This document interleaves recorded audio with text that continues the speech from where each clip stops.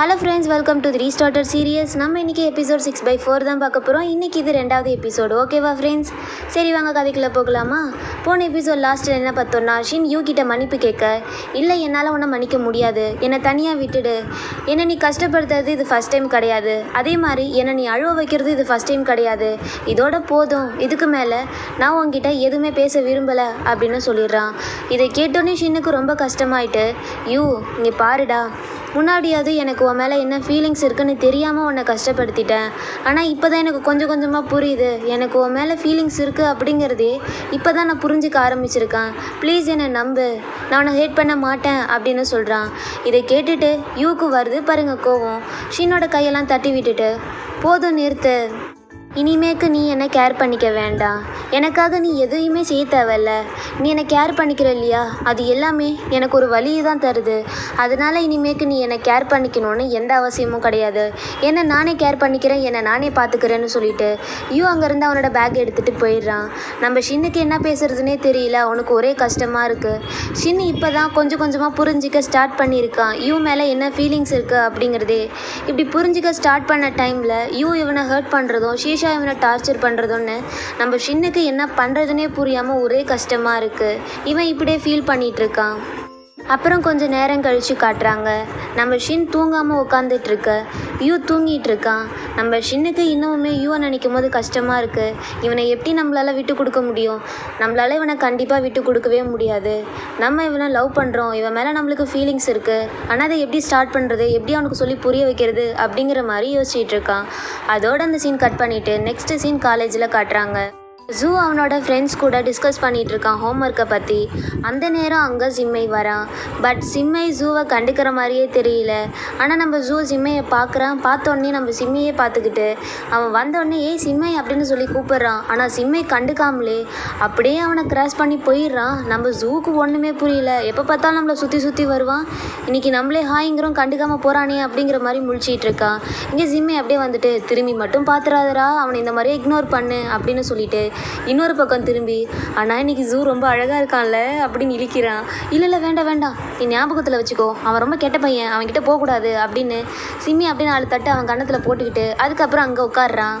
அதாவது ஜிம்மை and zoo 2 பேருமே ஒரு முடிவு எடுத்திருக்காங்க. என்ன அப்படின்னா, ஜிம்மை வந்து ஜூவை இக்னோர் பண்ணணும் அப்படின்னும் யூ வந்து ஷின்னை இக்னோர் பண்ணணும் அப்படின்னும் இதை தான் இப்போ இவங்க ப்ராக்ரஸ் பண்ணிகிட்டு இருக்காங்க. இப்போ நம்ம ஜிம்மை அங்கே உட்காந்துக்க ஜூ தூரத்துலேருந்து பார்த்துக்கிட்டே இருக்கான். இவனுக்கு என்னாச்சுன்னு தெரியலையே, ஒரு வேளை நம்ம அன்றைக்கி கிஸ் பண்ணிவிட்டு இல்லை இது ஜஸ்ட் ஆக்சிடென்ட்டுன்னு சொன்னோமோ அதனால தானோ அப்படின்னு சொல்லி யோசிச்சுட்டு இருக்கான். அப்புறம் கொஞ்சம் நேரம் ஆகுது. சிம்மை உட்காந்து ஹோம்ஒர்க் பண்ணிகிட்டு இருக்கா. ஜூ அவன் ஃப்ரெண்ட்ஸ் கூட ஹோம்ஒர்க் பண்ணிகிட்டு இருக்கான். அப்புறம் அவங்க எல்லாருக்குமே ஏதோ டவுட்டு போல். ஜூ இதுக்கு என்ன ஆன்சர் அப்படின்னு சொல்லி கேட்க, நீங்கள் கொஞ்சம் நேரம் வெயிட் பண்ணுங்கள், இதுக்கான ஆன்சர் ஒருத்தவங்களுக்கு தெரியும், நான் போய் கேட்டுட்டு வந்துடுறேன் அப்படின்னு சொல்லிட்டு அந்த நோட்டை எடுத்துகிட்டு நம்ம சிம்மை கிட்ட தான் வரான். சிம்மை கிட்ட வந்து பக்கத்தில் உட்காந்துட்டு, ஹாய் சிம்மை, எனக்கு ஒரு ஆன்சர் வேணும், எனக்காக ஹெல்ப் பண்ணுவியா அப்படின்னு சொல்லி கேட்டுக்கிட்டே அந்த நோட்டில் இருக்க சம்ஸ் எல்லாம் காட்டிகிட்டு இருக்கான். நம்ம சிம்மை அப்படியே ஆச்சரியமாக பார்த்துட்டு, இங்கே பாரு, உனக்கு ஆன்சர் வேணும்னா இது உனக்கு கொடுத்த ஹோம்ஒர்க், அதனால் நீயே இதுக்கான ஆன்சரை கண்டுபிடிச்சிக்கோ சரியா அப்படின்னு நம்ம சிம்மை சொல்லிடுறான். இதை கேட்டோன்னே ஜூக்கு ஒரே கஷ்டமாக போயிடுது. ஏன்னா எப்போ எனக்கு ஹெல்ப் வேணும், இந்த ஹோம்ஒர்க்கான ஆன்சர் வேணும் அப்படின்னு சொல்லி கேட்டாலும் நம்ம சிம்மை எல்லாத்தையுமே செஞ்சு கொடுத்துருவான், ஹோம்ஒர்க்கை கூட ஜூக்காக செஞ்சு கொடுத்துருவான். இப்போ என்னால் முடியாது போடான்னு சொல்லிட்டு நம்ம ஜூ ஜஸ்ட் ஆன்சர் தான் கேட்டிருப்பான், ஆனால் அங்கேருந்து அவன் ஒரேடியாக கிளம்பி போயிருப்பான். அதோட அந்த சீன் கட் பண்ணிவிட்டு நெக்ஸ்ட் சீன் இங்கே கேண்டீனில் உட்காந்து சிம்மை படிச்சுக்கிட்டு இருக்கான். ஃபுட்டெல்லாம் ஆர்டர் பண்ணி வச்சுருக்கான். பட் அவன் சாப்பிடவே இல்லை, வச்சுட்டு ஹோம்ஒர்க் தான் பண்ணிகிட்ருக்கான்.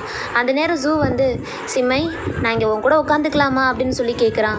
சிம்மை அந்த இடத்த எட்டி பார்த்துட்டு, இல்லையே இந்த இடம் ஃபுல்லாக இருக்கே, உன்னால் உட்கார முடியாதுன்னு சொல்கிறான். டேய் இங்கே கொஞ்சம் இடம் இருக்குடா பாருடா அப்படின்னு சொல்லிட்டு ஜூ பார்த்துட்டு கேட்குறான். ஓ அங்கே இடம் இருக்கா அப்படின்னு சொல்லிட்டு பேக்லேருந்து 2-3 நோட்டை எடுத்து அந்த பெஞ்சில் வச்சுட்டு, இங்கே பாரு இப்போ ஃபுல்லாகிடுச்சு, இங்கே உனக்கு இடம் கிடையாது, வேற எங்கேயா உட்காந்து சாப்பிட்டுக்கோ அப்படின்னு சொல்கிறான். இதை கேட்டுட்டு ஜூவும், என்னடா நோட்டெல்லாம் வச்சுட்டு எனக்கு இடம் இல்லைன்னு சொல்கிறிய அப்படிங்கிற மாதிரி பார்த்துட்டு இருக்கான். இங்கே பாரு இங்கே இடம் ஃபுல்லாக இருக்குது, நீ போய் வேற எங்கேயோ உட்காந்து சாப்பிட்டுன்னு தான் நான் சொன்னேன் அப்படின்னு சொன்னதும், ஆமாம் அப்படின்னு சொல்லிட்டு அந்த நோட்டையே பார்த்துட்டு திருன்னு முழிச்சிட்டு அங்கேருந்து கிளம்பிடுறான். நம்ம ஜிம்மைக்குமே புரியுது இவனை இந்த மாதிரி இக்னோர் பண்ணுறது கஷ்டமாக இருக்குதான், ஆனால் என்ன பண்ணுறது. அப்புறம் நெக்ஸ்ட்டு சீன் நம்ம சிம்மே இன்னொரு இடத்துல உட்காந்து ஹோம்ஒர்க் பண்ணிகிட்டு இருக்கான். என்னடா இவன் எப்போ பார்த்தாலும் ஹோம்ஒர்க் பண்ணிகிட்டே இருக்கானே அப்படின்னு என்கிட்ட கொஷின் கேட்காதீங்க. ஏன்னா நம்ம சிம்மை ஒரு படிப்பாளி. இப்போ இவன் படிச்சுட்டு இருக்கும்போது ஜூ வந்து எனக்கு அந்த பெண்ணை கொடுக்க முடியுமா அப்படின்னு சொல்லி கேட்குறான். நம்ம சிம்மை அந்த பெண்ணை எடுத்து ஒளிய வச்சுக்கிட்டு என்கிட்ட பெண்ணெலாம் இல்லை போடா அப்படின்னு சொல்லிடுறான். நம்ம தான் அந்த பெண்ணை பார்த்தோமே ஒளிய வச்சுக்கிட்டு ஏன் இல்லைன்னு சொல்கிறான் அப்படின்னு ஜூ தலையை புரண்டிக்கிட்டு அப்படியே அங்கேருந்து போயிடுறான். சிம்மை அவன் போனதுக்கப்புறம் அந்த பெண்ணை எடுத்து அவன் நோட்டுக்குள்ளே ஒளிய வச்சுக்கிறான். அதோடு அந்த சீன் கட் பண்ணிவிட்டு நெக்ஸ்ட்டு சீன் இங்கே நம்ம ஷின்னை காட்டுறாங்க. ஷின் இருக்கிற இடத்துக்கு ஷீஷா வந்துட்டு ஷின் இன்றைக்கி என்ன சாப்பிட போகலாம் அப்படின்னு சொல்லி கேட்குறா. நீயே சூஸ் பண்ணு அப்படின்னு ஷின் சொல்லிடுறான்.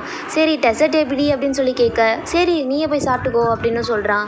என்னது ஷின் உனக்கு என்னாச்சு, உனக்கு ஃப்ரீ டைமே கிடையாதா, இல்லை ஒரு வேளை என் மேலே கோவத்தில் இருக்கியா அப்படின்னு சொல்லி கேட்க என்னது அப்படின்னு நம்ம ஷின் கேட்க ஆமாம் நீ என் மேலே கோவத்தில் இருக்க தானே அதனால தானே இப்படி பண்ணிகிட்ருக்க அப்படின்னு சொல்லி கேட்க ஷின்னும் ஆமாம் நான் உன் மேலே கோவத்தில் இருக்கேன், உன் மேலே கோவப்பட்டதுக்கு என்னை மன்னிச்சிரு, அப்புறம் நான் இங்கேருந்து கிளம்புறேன், நீயே போய் அந்த டெசர்ட்லாம் சாப்பிட்டுக்கோ அப்படின்னு சொல்லிட்டு நம்ம ஷின் அங்கேருந்து கிளம்பிடுறான். ஐயோ இவனுக்கு என்னாச்சுன்னே தெரியலையே அடிக்கடி இப்படி ஆயிடுறானே இவன் ஒரு வேளை பைத்தியமாக இருப்பானோ அப்படின்னு சொல்லிட்டு ஷீஷா ஷின் பின்னாடியே போயிட்டுருக்கா. அதோடு அந்த சீன் கட் பண்ணிவிட்டு நெக்ஸ்ட்டு சீன் இங்கே நம்ம பெட்டேவை காட்டுறாங்க. பெட்டே இந்த டெஸ்கில் உட்காந்துருக்கான், அதாவது ஒரு பெஞ்சுன்னே சொல்லலாம். அங்கே உட்காந்து ஃபீல் பண்ணிகிட்டு இருக்கான் யூவை நினச்சி. அந்த நேரம் அங்கே ஷின் வரான். ஷின் வர்றதை பார்த்துட்டு ஷின்னை வெறுப்பேற்றணுன்னு பெட்டேக்கு எந்த ஃபோனுமே வரல. பட் அவன் ஃபோனை எடுத்துகிட்டு யூ நம்ம 2 பேரும் சேர்ந்து லஞ்சுக்கு போகலாமா, நம்ம 2 பேர் மட்டும் போகலாம், ஜாலியாக சாப்பிட்லாம் அப்படின்னு கொஞ்சம் பேசிகிட்டு இருக்கான். இது எல்லாத்தையுமே கொஞ்சம் நேரம் ஷின் நின்று கேட்டுக்கிட்டே இருக்கான். அதுக்கு மேலே அவனால் கேட்க முடியலையா. பெட்டேவோட சட்டையை பிடிச்சி இங்கே பாடுறா நீ வேணுன்ட்டே தானே இப்படிலாம் பண்ணிகிட்டு இருக்க, எனக்கு தெரியும் ஃபோனே வரலன்னு, நீ எப்படிலாம் நடிப்ப அப்படின்னு சொல்லி சட்டையை பிடிச்சி கேட்டுட்ருக்க. அங்கே 3 பேர் குடுகுடுன்னு வந்து தம்பிங்களா ஏன்பா அடிச்சிக்கிறீங்க, இங்கே பாருங்க நாங்கள் ஜஸ்ட் ஒரு வீடியோ எடுத்துகிட்டு இருக்கோம், அந்த எபிசோடுக்கு நீங்கள் 2 பேரும் சூப்பராக இருப்பீங்க, நாங்கள் ஜஸ்ட் உங்ககிட்ட கொஞ்சம் இன்டர்வியூ எடுப்போம், அதுக்கு நீங்கள் பதில் சொன்னால் மட்டும் போதும், நாங்கள் எடுக்கலாமா அப்படின்னு சொல்லி கேட்க ஷின் அண்ட் யூ 2 பேருமே ஒருத்தவங்க பார்த்து முறைச்சிக்கிட்டு ஒரே சமயத்தில் முடியாது முடியாது அப்படின்னு சொல்கிறாங்க. ஸ்டார்டிங் நல்லா பேசினா அவங்களும் அதுக்கப்புறம் மிரட்ட ஆரம்பிக்கிறாங்க. நீங்கள் 2 பேர் மட்டும் இப்போ இன்டர்வியூக்கு ஒத்துக்கலைன்னா உங்கள் ப்ரொஃபஸர்கிட்ட போய் சொல்லிவிடுவேன், இந்த மாதிரி ஸ்கூலில் 2 பேரும் அடிச்சிக்கிட்டீங்கன்னு. எப்படி இப்போ சொல்லுங்கள், இன்டர்வியூக்கு ஒத்துக்கிட்டு தான் நீங்கள் ஆகணும், முடியாதுன்னு சொல்லி பாருங்களேன் அப்படின்னு சொல்ல இங்கே பெட்டி அண்ட் ஷின் போடா ஒன்னால தான் இதெல்லாம் நடந்தது, ஒன்னால தான் நான் சண்டை போட ஆரம்பித்தேன், இப்போ இவங்ககிட்ட மாட்டிக்கிட்டேன் அப்படிங்கிற மாதிரி முறைச்சிக்கிட்டு இருக்க. அதுக்கப்புறம் அந்த இன்டர்வியூவை ஸ்டார்ட் பண்ணுறாங்க. அப்புறம் அந்த இன்டர்வியூ எடுக்கிறவங்க என்ன பண்ணுறாங்கன்னா இங்கே பாருங்கள் உங்களுக்கு நாங்கள் கொஞ்சம் ஸ்நாக்ஸ் தருவோம், அதை நீங்கள் ஒருத்தவங்க ஊட்டி விட்டுக்கணும், அதை நாங்கள் ரெக்கார்ட் பண்ணுவோம் ஓகேவா அப்படின்னு சொல்லி கேட்குறாங்க. இது எந்த மாதிரி கான்செப்டில் எடுக்கிறாங்கன்னே தெரியல. நான் நிறைய இன்டர்வியூ எடுத்து பார்த்துருக்கேன், நிறைய விஷயத்துக்கு அதாவது நிறைய டாப்பிக்கில் இன்டர்வியூ எடுப்பாங்க. பட் இது எந்த மாதிரியான இன்டர்வியூனே எனக்கு தெரியல. 2 பேரை கூப்பிட்டு அவங்களுக்கு ஸ்நாக்ஸை கையில் கொடுத்து 2 பேரும் மாற்றி ஊட்டிக்கோங்க, அதை நாங்கள் வீடியோ எடுக்க போகிறோம் அவ்வளோதான் அப்படின்னு சொல்கிறாங்க.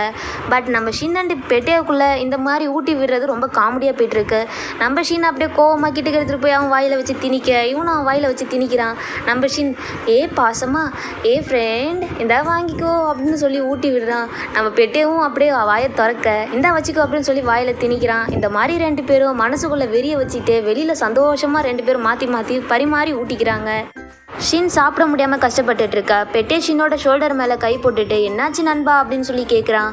நம்ம ஷின்னுக்கு வருது பாருங்க கோவம். இவங்க 2 பேரும் ஒருத்தவங்க பார்த்து முறைச்சிக்கிறாங்க. நமக்கே தெரியும் இவங்க 2 பேருக்குள்ளே தீராத முன்ஜென்மத்து பகை இருக்குன்னு. அந்த வெறியை இவங்க 2 பேரும் இன்டர்வியூ எடுக்கிறோம் அப்படின்னு சொல்லிட்டு இன்னும் 2 கிளப்பி விட்டுட்டாங்க. இப்போ அந்த வீடியோலாம் எடுத்து முடிச்சாச்சு தேங்க்யூ அப்படின்னு அவங்க சொல்கிறாங்க. நம்ம பெட்டே அண்ட் ஷின் 2 பேருமே முறைச்சிக்கிட்டே அவங்கள பார்க்க நாங்கள் இங்கேருந்து கிளம்புறோம் அப்படின்னு சொல்லிட்டு அந்த இன்டர்வியூ எடுக்க வந்தவங்க அங்கேருந்து கிளம்பிடுறாங்க. நம்ம ஷின் அண்டு பெட்டே 2 பேரும் ஒருத்தவங்க பார்த்து முறைச்சிக்கிட்டு அங்கேருந்து ஒவ்வொருத்தவங்களும் ஒவ்வொரு டைரெக்ஷன்ஸில் போயிடுறாங்க. சரி ஓகே ஃப்ரெண்ட்ஸ், இதோட இந்த எபிசோடு முடிஞ்சிச்சு.